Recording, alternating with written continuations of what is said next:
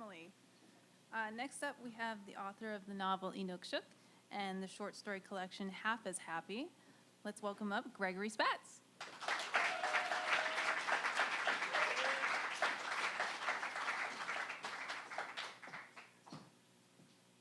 Thanks. It's really cool to be here. I'm going to put this up a little bit. So as usual, I can't decide what to read. New story, old story. New, see? Thanks, that makes it easy. Okay, this is it's a pretty new story, and I'm not going to read the whole thing. It'll just be the beginning of it. It's part of the book I've been working on for the last few years. I think it's also part of maybe a bunch of short stories told from the point of view of inanimate objects. And in this case, it's a box full of busted old violins.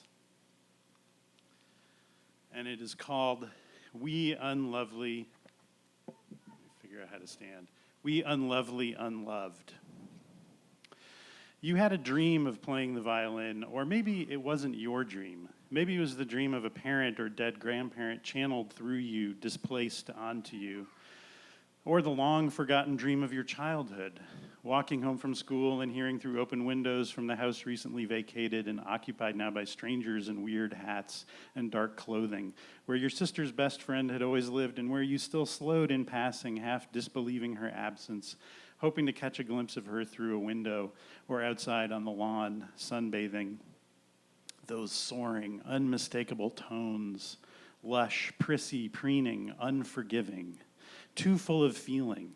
Something from another world, another time and place, familiar and drenched in sentimentality in a way you knew at once was a bridge to and an abridgment of all real feeling. Suffering meant to signify and transcend its own expression simultaneously, too dignified to be called by any one name.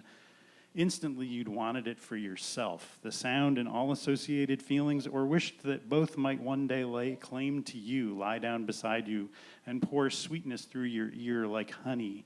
Though you were only 7 or 8 years old at the time and couldn't possibly know anything about this or suffering or the rest of your life or what you might want out of it.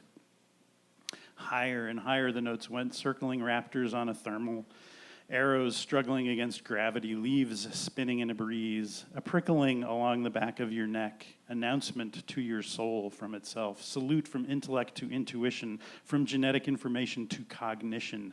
That sound is me.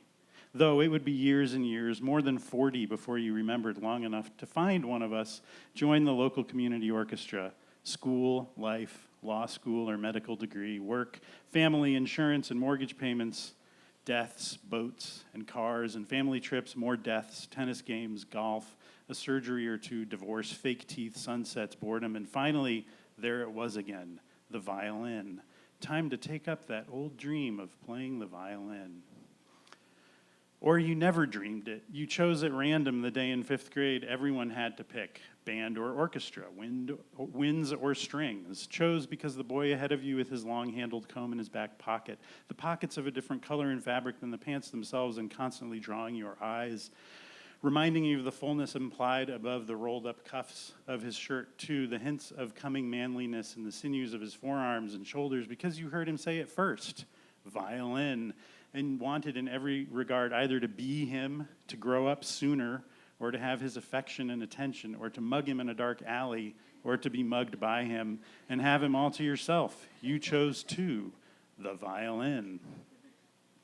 Or you woke from a sleep so profound and dreamless, brilliant early summer light dusted with pine pollen outside your window, dazzling with possibility, your only evidence that you'd lain here all night unconscious, the dents and wrinkles left in your sheets and pillow, and that sound in your head, the sound of something vestigially connected with dreaming. No, you'd heard it the night before or two in your grandfather's study, or maybe it was outside on deck chairs with him, listening together, watching him take in the last light of day from behind the crooked shield of his beloved newspaper, the smell of his scotch, humming back there and bobbing his head as he read, and crinkled and drank and took in the fading light without ever really looking at it, growing noticeably more excited as the violins amassed toward some futile proposition involving cavalry, horns, bursts of timpani, until suddenly the soloist peeled off ahead of them all alone on his war horse, standard weepily waving in the wind, armor gleaming. And here it was still, that sound in your head, as if you were with him, listening, and you knew. Whatever it was you. You had to have it closer, not as a thing separate from or outside of experience, but as an angle of selfhood you'd always known about without exactly knowing. Like the time last year when they took out your appendix, or your sister's tonsils the year before that. Invisible parts and pieces that had been there all along and doing their job, but which you couldn't know about until someone cut them out of you. Whichever way you found us, we found you. We unloveliest, unlovable legions of unnamed cheap violins in sizes incremental to full, never meant to be loved or kept by anyone, meant to get you started, nothing more. Hatched in batches and carved by machines and on assembly lines. No one of us exactly the same, but no one of us really any different from or better than the others.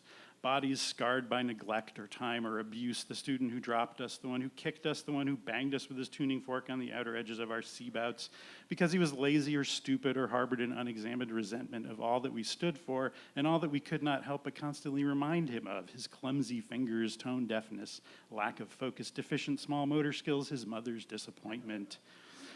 Despite his teachers' and parents' reminders, are you paying the deposit on that piece of crap violin? Are you going to fix it? Is that how you treat a Strad? Our bellies gouged by an ill-fitting array of mismatched fine-tuners wound to the ends of their threading, the gouges filled with brown shoe polish or wax or food coloring, coated in superglue or epoxy left to oxidize. Heads stuffed with a mishmash of pegs mostly not our own, some refusing to turn, wrongly wound and threatening to split us at the cheeks in our cheap plastic cases, smelling of other children's fingers or bubble gum or that bubble gum-like unwholesome burnt eraser smell of classrooms worldwide, or more often of pine tar from a melted cake of cheapest rosin, banged against your leg as you ran for the bus, thrown under a bed for the summer, tossed in the back of a car and left there to overnight to freeze, left many nights, wood fibers shrinking inside varnish. So days later, when you finally remembered, brought us in, threw open the case by the heater or the wood stove, you might watch in dismay and amusement as our varnish checked and crazed with cracks, a pointless, meaningless litany of lines signifying nothing. Piece of crap, look what just happened to it, like rock candy. If we were horses, you'd put us down. Call the slaughterhouse, salvage whatever meat might go unlabeled in dog food, and render the rest into glue for more violins. More and more violins. Thanks.